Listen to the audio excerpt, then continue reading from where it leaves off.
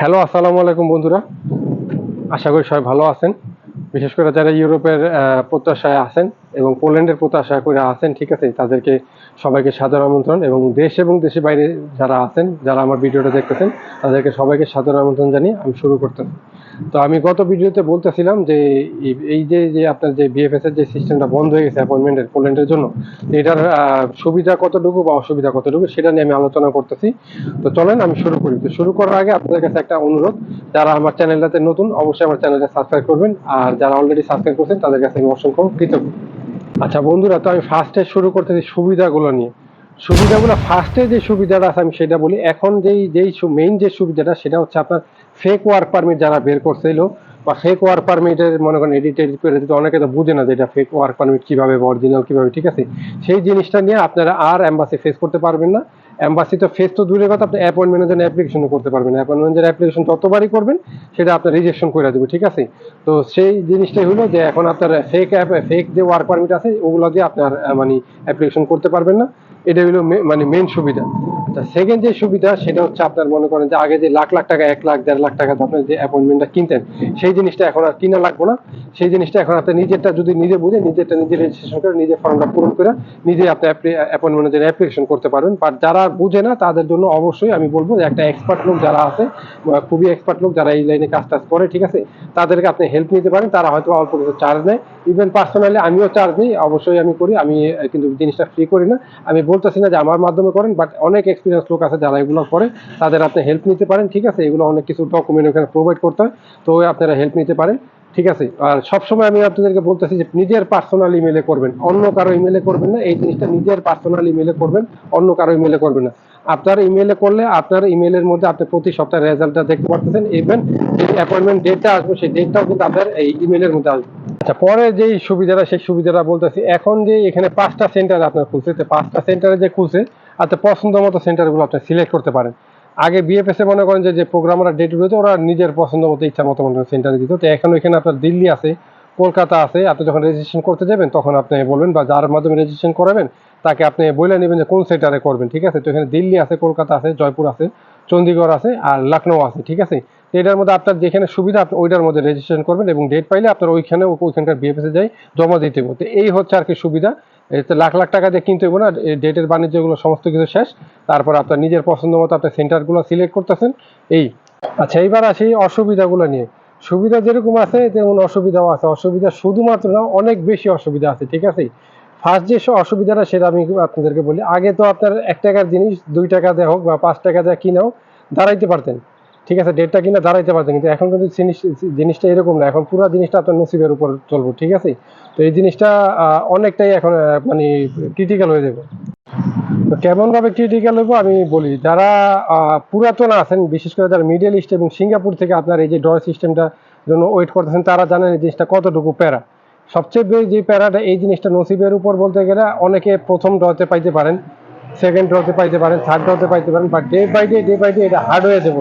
Day by day কেননা এই জিনিসটা আমি আপনাদেরকে বুঝাই। এখানে তো শুধু বাংলাদেশের মানুষ আর আপনার ইন্ডিয়ার মানুষগুলো জমা দিব না। এখানে নেপালের মানুষ থাকে। নেপালে কতগুলো ওয়ার্ক পারমিট বেরিয়েছে, শ্রীলঙ্কার ওয়ার্ক পারমিট, তারপরে প্লাস আপনার মালদ্বীপের ওয়ার্ক পারমিট, ওইখানে আপনার আফগানিস্তানের ওয়ার্ক পারমিট। বাংলাদেশের মানুষ তো মনে করেন যে আর কিছু পারুক আর না পারুক, বিষয় হোক না হোক, আগে একটা ওয়ার্ক পারমিট নিয়ে নিছে। তো এতগুলো ওয়ার্ক পারমিটের অ্যাপ্লিকেশন, আবার ইন্ডিয়ার কতগুলো মানুষের অ্যাপ্লিকেশন, তো এইগুলার সবকিছু মিলে যে ড্রটা হইব, ঠিক আছে, হয়তো বা একটু স্লট আগের থেকে একটু বেশি দিব, বাট ওইটা আপনার পুরোপুরি নসিবের খেলা। বাট এই নসিবের উপরও অনেকে প্রতারণা শুরু করবো। অনেকে বলবো যে টাকা পয়সা দিয়ে ডেট নেওয়ার এখনো অপশন আছে, সেই জিনিসটা নিয়ে আমি পরে আলোচনা করতেছি, লাস্টের দিকে শুনেন। আচ্ছা, এখন সেকেন্ড যে অসুবিধাটা অনেকে ডেট পাইলেও জমা দিতে পারবেন না। আচ্ছা, কি জন্য জমা দিতে পারবেন না সেটা হলো আপনার এই আপনার ডাবল এন্ট্রি ভিসার সমস্যা। কারণ আপনার ফাইল কিন্তু ঘোরাফিরাই ওই বিএফএস এর মধ্যে জমা দিতে হইব। বিএফএস এ আপনার ডাবল এন্ট্রি ভিসা ছাড়া ওইটা অ্যাকসেপ্ট করবো না। যদি সরাসরি এম্বাসি ফাইল নিত, তারপর আপনি ভিজিট ভিসা দিয়ে বা মেডিকেল ভিসা দিয়ে ওখানে জমা দিতে পারতেন। অনেকে জমা দিছে। ওই যে লাস্ট টাইমে যে আপনার এইগুলা হইলো, এই ড্রটা যে হলো লাস্ট টাইমে, যে ওই ড্রর সময় অনেকেই স্টুডেন্ট ভিসা, আমার পরিচিত, আমি নিজেও ডেট নিয়ে দিয়েছিলাম, স্টুডেন্ট ভিসাতে আপনার দাঁড়াইছে সরাসরি আপনার এই দিয়া ভিজিট ভিসা দিয়ে দাঁড়াইছে এম্বাসিতে, এম্বাসি ফাইল অ্যাকসেপ্ট করছে এবং ভিসাও পাইছে, ঠিক আছে? আমি আবার নিজের অভিজ্ঞতার খাতিরে বলতেছি। তো এখন কিন্তু আপনার এই জিনিসটা যদি ডাবল এন্ট্রি ভিসা না থাকে, তাহলে দেখা যাচ্ছে আপনার ডেট যাইবো, ডেটের পর আপনি করতে পারবেন না। আর একটা জিনিস, আপনার ডেটটা পাইলেও ডেটটা 14 দিন মধ্যে অ্যাক্টিভ থাকে। আপনি এম্বাসিতে যে বুঝাইলে সুন্দর মতো যে 14 দিন পরেও আপনি জমা দিতে পারতেন, কিন্তু যেহেতু বিএফএস এ ফাইল নিব, যেহেতু সেহেতু আপনার এক্সাক্ট যে অ্যাপয়েন্টমেন্ট ডেটটা, সেই অ্যাপয়েন্টমেন্ট ডেটটা ছাড়া আপনি এখন আর জমা দিতে পারবেন না। তারপরে এখানে একটা দুশ্চিন্তার কোনো কিছু কারণে এখানে 1 মাসের মতো সময় আছে। আমি আপনাদেরকে বলি, জিনিসটা বুঝাই, আপনারা বোঝার চেষ্টা করেন। এই যে জুলাইয়ের 1 তারিখে যেই ডেট মানে যেই ড্রটা হবে, সেটা কিন্তু আপনার অ্যাপয়েন্টমেন্ট ডেটগুলো পাবেন আগস্টের 1 থেকে 8 তারিখে। তো এর মধ্যে মিনিমাম 1 মাস আপনি হাতে সময় পাবেন ডাবল এন্ট্রি ভিসা করা। তো 2 টাকার জায়গা 3 টাকা দিয়ে আপনার এখন ডাবল এন্ট্রি ভিসাটা করতে হবে, ঠিক আছে? এটা প্রথম ড্রটাতে। তো সেকেন্ড ড্রর যেই আপনার যে ডেটটা, সেটাও মনে হয় আমার মনে হচ্ছে এরকম 1 মাস হাতে রেখেই মনে করেন যে করবো। তো টেনশনের কোনো কিছু নেই। এবার সিস্টেমটা খুবই ভালো করছে। আমি মানে ব্যক্তিগতভাবে আমার কাছে সিস্টেমটা ভালো হয়েছে। আগের সিস্টেম মতে গেলে আপনি মনে করেন যে 10 দিন বা 15 দিন হাতে সময় পাইছেন, কিন্তু এখন মোটামুটি ভালো একটা সময় পাইতেছেন আপনারা, ঠিক আছে? তো ডাবল এন্ট্রি ভিসা নিয়ে টেনশন নাই। তো আপনারা যারা যারা মনে করেন যে ডেট পাওয়ার সম্ভাবনা আছে বা ডেট পাইবেন, তারা মোটামুটি এক জায়গায় অ্যাপ্লিকেশন করার পরে বিভিন্ন লিঙ্কের মধ্যে কথাবার্তা বলে রাখেন যে আমি এই ডাবল এন্ট্রি ভিসাটা করবো। আচ্ছা, এখন শুনেন, এখন যেই মেইন অসুবিধাটা হবে, এবং এই আমি তো বললামই যে মেইন অসুবিধা যেগুলো, মূলত আপনারা ডেট এখন আর পাইবেন না। ডেট এটা মানে এটা আপনারা, আমরা ই কনসুলেটে কাজ করি, তো এটা ডেট পাওয়াটা এখন খুবই দূর ব্যাপার। তো নতুন করে যারা আপনার পারমিটটা চিন্তা ভাবনা করবেন, তারা টোটালি স্টপ হয়ে যান। আমার কথাটা শুনেন, একদম পোল্যান্ডের চিন্তা ভাবনা বাদ দিয়ে দেন, ঠিক আছে? নতুন, বিশেষ করে যারা মিডিল ইস্টে আছে, পরিচিত যারা আছে, তাদেরকে জিজ্ঞেস করেন। তো তারা কতদিন ধরে ওয়েট করতেছে। এখন এইখানে কথা উঠতে পারে যে প্রতারণা, এই দিকটা হওয়ার পরে অনেক প্রতারক চক্র আছে, এগুলো মাথা তারায় উঠবে এবং এটা নিয়ে একটা প্রতারণা করার মানে সুযোগ করবে, এবং গতবারও করছে। তা আমি এরকম একটা ঘটনা আমি বলতেছি, এরকম অনেকে বলবে যে কোনো সমস্যা নেই, ই কনসুলেটে গেলেও আমরা টাকা দিয়ে ডেট নেবো, 1 লক্ষ টাকা বা 1.5 লক্ষ টাকা, তো সরাসরি ফাইল জমা করাই দিব, কোনো সমস্যা নেই। এটা কিভাবে প্রতারণা হবে না, এই জিনিসটা আমি আপনাদেরকে বুঝেছি। কখনো এই জিনিসটাতে যাইবেন না, ঠিক আছে? আসলে ভাই দেখেন, আমরা বাংলাদেশি, আমি নিজেও বাংলাদেশি, আমি এখনো বাংলাদেশের পাসপোর্ট হোল্ড করতেছি। তো ইনশাল্লাহ আমিও একদিন লাল পাসপোর্ট মানে হোল্ড করব। তো আমরা বাঙালি সব সময় যেখানেই যাই সুবিধাটা আগে খুঁজি, কোন জায়গায় সুবিধা আছে, কোন জায়গায় চাচা আছে, মামা আছে, খালু আছে, বা কোন জায়গায় টাকা দিয়ে ঘুষ দিয়া দুর্নীতি করে একটা জিনিস হাসিল করা যায়। তো এখানে অনেকে বলবো, অনেক ভালো ভালো চক্র, অনেক এজেন্সি বলবো যে কোনো সমস্যা নেই, একদম এম্বাসি আমার কন্ট্যাক্ট করা আছে, বিএফএস কন্ট্যাক্ট করা আছে, ওইখানে সরাসরি ফাইল জমা দিব 1 লাখ 1.5 লাখ টাকা, এবং আগে কোনো টাকা দিতে হবে না, ফাইল জমা দেওয়ার পরে টাকা পয়সা। এবার আপনি চিন্তা করবেন, টাকা আমার তো কোনো টাকা পয়সা লাগতেছে না, আমি তো একটা বার চেষ্টা করে দিই, ডাবল এন্ট্রি ভিসা করবেন টাকা পয়সা দিয়ে, তারপর এখানে যাইবেন। আর আমি একে বলতেছি, এখানে বিএফএস এর কর্মকর্তারাও জড়িত আছে, ঠিক আছে? তো এখানে আপনি যাইবেন, যাওয়ার পরে আপনার ফাইলটা নিব, হয়তো আপনি উপরে উঠবেন এই বিএফএস এর ভিতর থেকে ফাইল জমা নিতে পারে। আবার অনেকে আছে যে ভিতরে সমস্যা করবে না, বলবো যে নিচে যারা লোকজন বাইরে আছে, বিএফএস এর লোক বাইরে আসতেছে, নিচে আসতেছে। তো আপনি নিচে দাঁড়াইবেন, দেখবেন যে বিএফএস এর একদম আইডি টাইডি সহ একদম সম্পূর্ণ ইনটেন কইরা কোডটাই লাগায় মনে করেন যেখানে আসছে। পরে বলবো তোমার নামটা কি, এরকম নাম বলবেন, ঠিক আছে, পাসপোর্ট ওয়ার্ক করেন, যা যা আছে ডকুমেন্ট সমস্ত কিছু দাও, আমি রিসিপ্ট নিয়ে আসতেছি, রিসিপ্ট নিয়ে আসার পরে তারপর তুমি পেমেন্ট করবে। তো ওর আগে যাইবো, যাওয়ার পর আধা ঘন্টা 1 ঘন্টা পরে একটা সুন্দর করে রিসিপ্ট নিয়ে আসবো, আপনি তো মনে করেন, এবং আপনার কাছে একটা মেইলও আসবো, বিএফএস এর অরিজিনাল যে সাইট থেকে, ওখান থেকে মেইল আসবো। ওই মেইলটা মনে করেন যে বারবার হ্যাক করা যায়। ইন্ডিয়ার জগৎটা কিন্তু আইটি জগতের যে সবচেয়ে টপ আছে। তো ওদের কাছে এই মেইল একটা বানানো, সেম টু সেম একটা মেইল বানানো বা একটা ওয়েবসাইট বানানো ওদের জন্য কোনো কিছু না, কথা বুঝছেন? তো ওই জন্য ওইখানে আপনার কাছে মেইলও আসবো, সমস্ত কিছু আসবো, আপনার কাছে রিসিপ্টও দিব অরিজিনাল, ওই রিসিপ্টটা বানানো কোনো মানে ব্যাপার না। তারপর আপনি মনে করবেন আমার ফাইলটা জমা গেছে, এবং ফাইলটা জমা হইলেও ওই লোকটার কাছেই থাকবো, ওই লোকের বাসায় থাকবো, বিএফএস এর ভিতরে থাকবো, ওই ফাইলটা এম্বাসি পর্যন্ত যাইবো না। কি জন্য এম্বাসি পর্যন্ত যাইবো না? এম্বাসিতে আপনার যখন অ্যাপয়েন্টমেন্টটা পাবেন, প্রত্যেকটা অ্যাপয়েন্টমেন্টের মধ্যে দেখবেন একটা বারকোড স্ক্যান আসে। ওই বারকোডটা শুধু অ্যাপয়েন্টমেন্টে, মানে শুধু এম্বাসির লোকজন না, আপনার ওইখানে যেই যারা আছে এই কনসুলেটের, এই কনসুলেটের ড্রটা কিন্তু আপনার ওয়ারশো থেকে হয়ে আসে। তো ওয়ারশোর থেকেও আপনার বর্ডার গার্ডের থেকে হোক বা ওয়ারশোর ফরেন মিনিস্ট্রি থেকে যারা আছে, তারা সম্পূর্ণভাবে চেক করুন।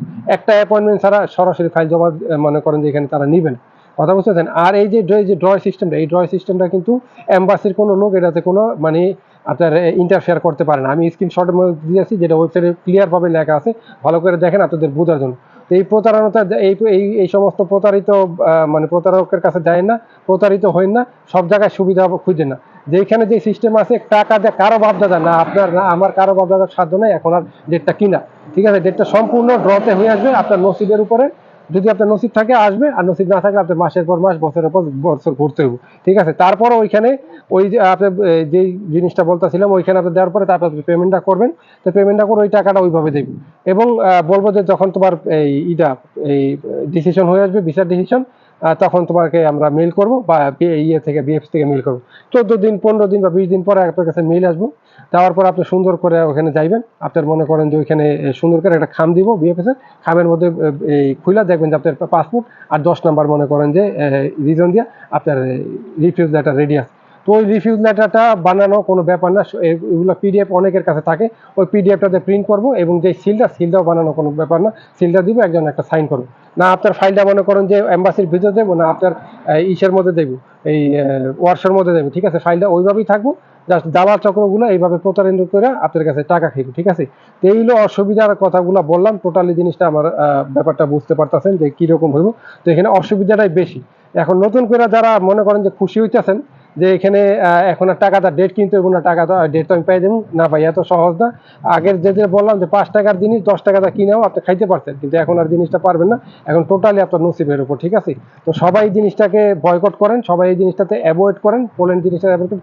এমনিও আপনার ডেট পাওয়ার পরে দেখা গেছে ভিসা দিব না, ঠিক আছে। আবার যেই জিনিসটা আমি বলতেছি যে এই জিনিসটা আসার পরে যে ভিসা পাওয়ার সম্ভাবনা কতটুকু, আচ্ছা ওইটা নিয়ে আমি আলাদাভাবে একটা ভিডিও করবো না, আপাতত এগুলোই থাক। আশা করি বুঝতে পারতেছেন। সবাইকে আমি আবার সতর্ক করতেছি, এখানে কোনো প্রকার কোনো টাকা পয়সা লেনদেন করি না। যেই লোকটা আপনাকে ফর্মটা পূরণ করে দিব বা যেই লোকটা রেজিস্ট্রেশন করে দেবো তার কিছু একটা চার্জ আছে, সে তো আর ফ্রি করে দেবে, তাকে আপনি কিছু দিতে পারেন, বাট আপনার নিজের মেইলে নেবেন। নিজের মেইলে নিলে আপনার কাছে ওই পুরো ডিটেলসগুলো, পুরো রেজাল্টগুলো আপনি সম্পূর্ণ কিছু দেখতে পাবেন। ইভেন আপনার এম্বাসির যদি অ্যাপয়েন্টমেন্ট ডেটটাও পান, ওই ডেটটাও আপনার মেইলের মধ্যে আসবে।